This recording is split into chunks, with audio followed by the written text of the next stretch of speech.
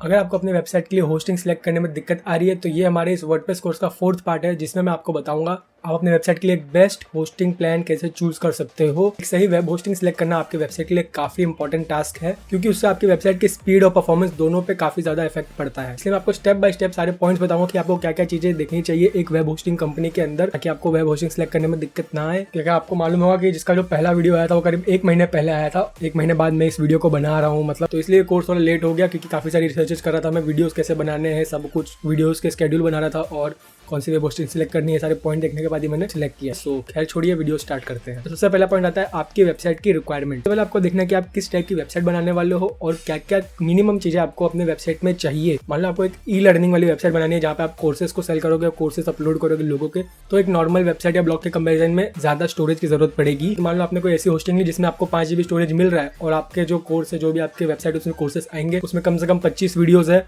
और हर video 500 MB का है, तो करीब 12.5 GB आपको चाहिए उसके लिए, और आपके पास सिर्फ 5 GB है तो वो तो काम चलेगा नहीं। और सिर्फ वीडियोस तो रहेंगे नहीं, आप फाइल्स भी अपलोड करोगे, लोगोस वगैरह सब जो थंबनेल्स होते हैं वो सब भी अपलोड करोगे, तो आपको स्टोरेज और ज्यादा चाहिएगी। कहने का मतलब ये है कि आप पहले अपने रिक्वायरमेंट्स देखो कि कितना आपको स्टोरेज चाहिए, कितना आपको रैम चाहिए और बाकी सारी जो चीजें हैं, क्या आपके वेबसाइट के एक्सपेक्टेशन है, कितने आप ट्रैफिक ला सकते हो, उसके हिसाब से बैंडविड्थ भी आपको देखना पड़ेगा। तो वही सारे रिक्वायरमेंट्स आपको पहले चेक करने पड़ते हैं अपने वेबसाइट के लिए होस्टिंग खरीदने से पहले। दूसरी बात है उस कंपनी का कस्टमर सपोर्ट कैसा है। तो जैसे कि आप एक बिगिनर हो तो आपको स्टार्टिंग में काफी दिक्कतें आएंगी वेबसाइट बनाने में, तो आपको कुछ सीखने में भी दिक्कत लगेगी, बाई चांस आपको कुछ समझ नहीं आती है, उसके लिए आपको उनका कस्टमर सपोर्ट हेल्प करेगा। जैसे ब्लूहोस्ट का है, यहाँ पे 24/7 आपको चैट और कॉल सपोर्ट दोनों मिल जाता है। आपको कोई ऐसी कंपनी सिलेक्ट करनी पड़ेगी जिसमें कम से कम एक चैट सपोर्ट तो हो 24/7, ताकि आप रात के 12 बजे भी अगर कोई प्रॉब्लम आ रही है या फिर 2 बजे भी आ रही है तो भी आप उसे इजीली सॉल्व कर पाओ। थर्ड पॉइंट है pricing, features and renewal charges. और आपकी रिक्वायरमेंट जो है वो कई सारी होंगी, लेकिन जो प्लान है, जो आपको प्लान मिला है वो आपके बजट में भी तो होना चाहिए, इसलिए आपको प्राइसिंग और उसके रिन्यूअल चार्जेस देखने पड़ते हैं, क्योंकि कई सारी होस्टिंग कंपनीज रिन्यूअल चार्जेस नहीं बताती है और स्टार्टिंग में सारी होस्टिंग कंपनीज 70, 80, 90% डिस्काउंट दे देते हैं ताकि कस्टमर उनके पास आए। फिर आप जब रिन्यू करने रहते हो तो आपको दुगुना तिगुना कभी कभी 4 गुना भी पे करना पड़ता है। प्राइसिंग उसके जो फीचर्स है, मतलब जो आपके रिक्वायरमेंट है उससे मैच हो रहे हैं वो, और जो उसके रिन्यूअल चार्जेस है वो भी आपको देखना चाहिए। एग्जाम्पल के तौर पर ये ब्लूहोस्ट का जो बेसिक प्लान है वो 169 पर मंथ का बता रहा है, लेकिन उसका रेगुलरली जो चार्ज आप देख सकते हैं यहाँ पे 300। स्टार्टिंग में तो आपको 170 पर मंथ मिल जाएगा, लेकिन जब आप उसको रिन्यू करने जाओगे तो फिर आपको उसको 300 पर मंथ पे करना पड़ेगा। वैसे सारी कंपनी जैसे ही करती है, तो वो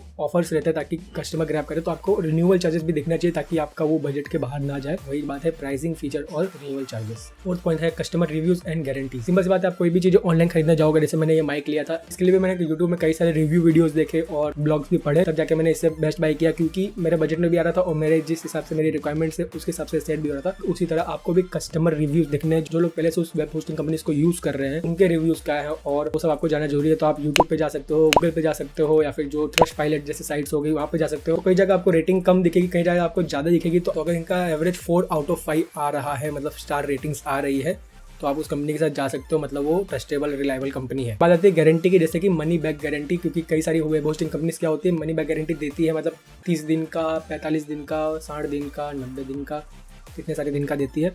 तो आपको वो भी देखना है कि आपको कितने दिन की मनी बैक गारंटी मिल रही है यानी, और ऐसे ही प्लान चूज करना है जिसमें आपको कम से कम 30 दिन का तो मनी बैक गारंटी मिले, ताकि उसको आप आराम से 1 महीना यूज़ करो, और अगर आपको इनकी सर्विसेज पसंद नहीं आए तो आप इनके से मनी बैक भी मांग सकते हो कि ला भाई मेरे पैसे वापस दे, तेरी सर्विस मुझे पसंद नहीं आई। नेक्स्ट पॉइंट है बैकअप्स एंड सिक्योरिटी। तो ये भी काफी इंपॉर्टेंट होता है कि जो वेब होस्टिंग आप यूज करने वाले हो वो आपको ऑटोमेटिक बैकअप्स का या फिर डेली बैकअप्स का ऑप्शन दे रहा है या नहीं, मतलब फीचर दे रहा है या नहीं, क्योंकि आप न्यूबी हो, कई बार आप साइट में कुछ चेंजेस करने जाओगे और हो सकता है उसके कारण आप गलती से कोई इंपॉर्टेंट फाइल डिलीट कर दो, HTML या फिर CSS फाइल या फिर जावास्क्रिप्ट फाइल, PHP फाइल आपको गलती से डिलीट कर दो, तो मुझे आपको ध्यान रखना कि जो भी वेब होस्टिंग प्रोवाइडर है वो आपको ऑटोमेटिक बैकअप्स या फिर डेली बैकअप्स का ऑप्शन दे रहा हो, ताकि बाई चांस आपसे ये गलती हो जाए, भारी मिस्टेक हो गया सर, तो आपकी वेबसाइट को वापस से रिस्टोर करने में वो हेल्प कर सके। साथ ही में आपको सिक्योरिटी ऑप्शन भी चाहिए कि जो भी कोई वायरस आपके वेबसाइट पे कोई आ गया कहीं से तो वो रिमूव हो सके और वो सिक्योर होस्टिंग हो, ताकि उसे कोई हैक ना कर पाए, और बाई चांस आपकी वेबसाइट हैक भी हो जाए तो वो जो होस्टिंग कंपनी है वो आपको रिकवर करने का ऑप्शन दे। वो चीज भी आपको सब कुछ देखने की जरूरत है। 6th पॉइंट ये है कि आपके होस्टिंग वाले आपको cPanel दे रहे हो, ये काफी एक काम की चीज है। cPanel भी इंपॉर्टेंट हो जाता है, पर ये इतना इंपॉर्टेंट नहीं है, इसके बिना आपकी वेबसाइट चल जाएगी। पर मैं आपको ये इसलिए सजेस्ट कर रहा हूँ क्योंकि अभी आप बिगिनर हो, आपको कुछ मालूम नहीं होगा, तो आप ट्यूटोरियल सर्च करोगे यूट्यूब पे, गूगल पे या फिर कहीं भी आप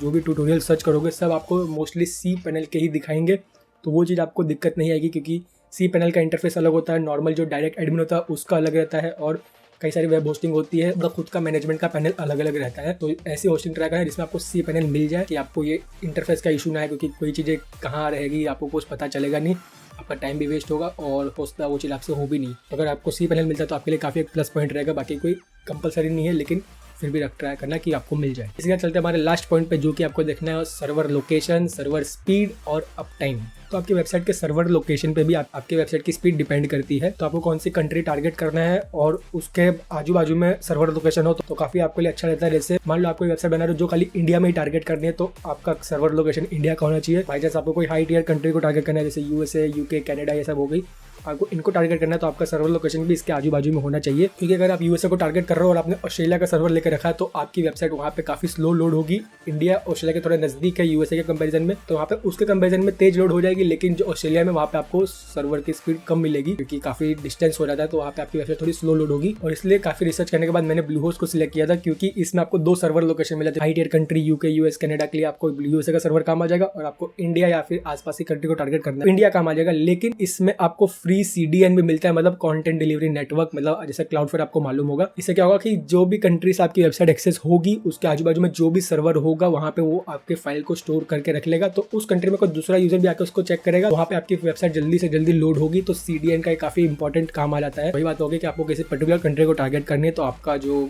सर्वर लोकेशन है वहाँ का रहेगा, तो आपकी वेबसाइट जल्दी लोड होगी। तो मालूम ही होगा कि आपकी वेबसाइट की स्पीड आपके रैंकिंग में और SEO में काफी इफेक्ट करता है। तो एक अच्छा फास्ट लोडिंग सर्वर होना चाहिए। साथ ही में आपको ध्यान देना है कि जो भी वेब होस्टिंग आप यूज कर रहे हो वो कम से कम 99% की अप टाइम गारंटी दे, क्योंकि आपकी वेबसाइट अगर ज़्यादा डाउन जाएगी तो आपकी वेबसाइट की रैंकिंग भी खराब होगी। तो ये काफ़ी इंपॉर्टेंट है कि जिस भी कंपनी को आप सिलेक्ट कर रहे हो उसका 99% कम से कम तो अप टाइम गारंटी हो, और 99 से ज़्यादा हो तो और अच्छी बात है। तो यही सारे पॉइंट्स है जिसके मदद से आप एक अच्छी वेब होस्टिंग सिलेक्ट कर पाओगे। और जैसे मैंने कहा कि इसमें हम ब्लूहोस्ट को यूज़ करने वाले हैं, तो ब्लूहोस्ट को बाय करने के लिए आप अफिलिएट लिंक मेरा यूज़ कर सकते हो। अगर मेरे अफिलिएट लिंक से बाय करोगे आपके कोई प्राइसिंग में या फिर कॉस्ट में इफेक्ट तो नहीं पड़ेगा, जो भी सेम प्राइस रहेगी आप बाय करो या ना करो। लेकिन आप अगर मेरे लिंक से बाय करोगे तो आपको ये जो मेरा फुल वर्डप्रेस वेबसाइट का सेटअप सर्विस है ये आपको मेरी तरफ से फ्री में मिलेगा, जिसका मैं एक वेबसाइट का 4000 चार्ज करता हूँ, वो मैं आपको फ्री में करके दे दूंगा। तो डिस्क्रिप्शन में वो लिंक है, आप उधर से बाय कर सकते हो। और बाय करने के बाद जो आपका इनवॉइस होगा वो श्रेय@bloggingupdate.com पे मुझे मेल कर देना। तो उम्मीद करता हूँ ये सारे पॉइंट्स देखने के बाद आपको वेब होस्टिंग कंपनी सिलेक्ट करने में दिक्कतें नहीं आएगी। फिर भी कोई डाउट है तो आप नीचे कमेंट में पूछ सकते हो। तो इस वीडियो को लाइक करना मत भूलना, और ये रहा प्लेलिस्ट, यहाँ से आप पूरे वर्डप्रेस कोर्स को फॉलो कर सकते हो। और आगे के भी वीडियोस आपको देखना है तो चैनल को सब्सक्राइब तो करना ही पड़ेगा, तो वो भी कर दो। और क्या मिलता है अगले वीडियो में।